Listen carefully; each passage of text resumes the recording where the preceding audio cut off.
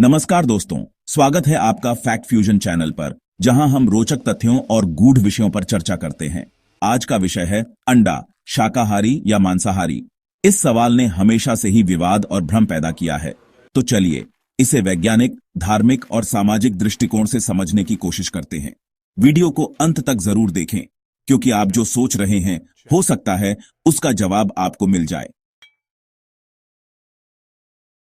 सबसे पहले यह जानना जरूरी है कि अंडा होता क्या है। अंडा मुर्गी के शरीर से निकलता है, जो उसकी प्रजनन प्रक्रिया का हिस्सा है।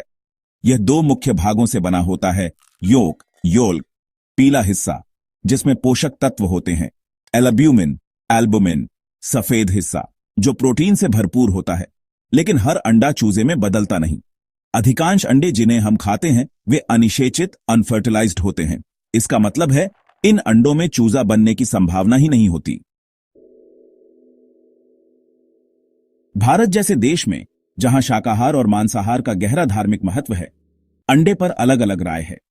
हिंदू धर्म में कई शाकाहारी लोग अंडे को मांसाहार मानते हैं, क्योंकि यह एक प्रजनन प्रक्रिया का हिस्सा है। वहीं कुछ लोग इसे शाकाहारी मानते हैं, क्योंकि यह अनिषेचित होता है और इसमें जीवन नहीं होता।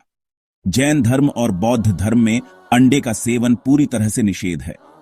क्या आपको पता है कि भारत के कई हिस्सों में स्कूलों में मिड डे मील के तहत अंडा परोसा जाता है, लेकिन शाकाहारी परिवार इसका विरोध करते हैं। अब इसे वैज्ञानिक दृष्टिकोण से समझते हैं।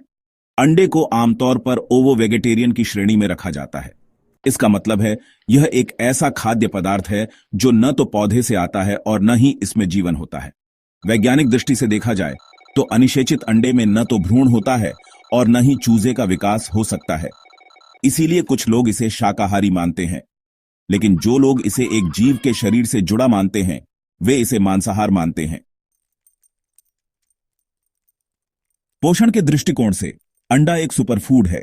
इसमें protein, vitamin B12, vitamin D और ओमेगा 3 फैटी एसिड जैसे पोषक तत्व होते हैं।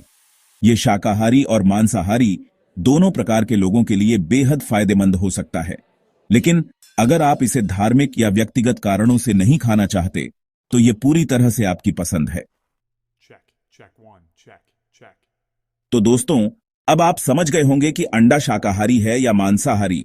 यह पूरी तरह से इस पर निर्भर करता है कि आप इसे किस दृष्टिकोण से देख रहे हैं। यह एक व्यक्तिगत निर्णय है और हर किसी की मान्यताओं का सम्मान करना चाहिए।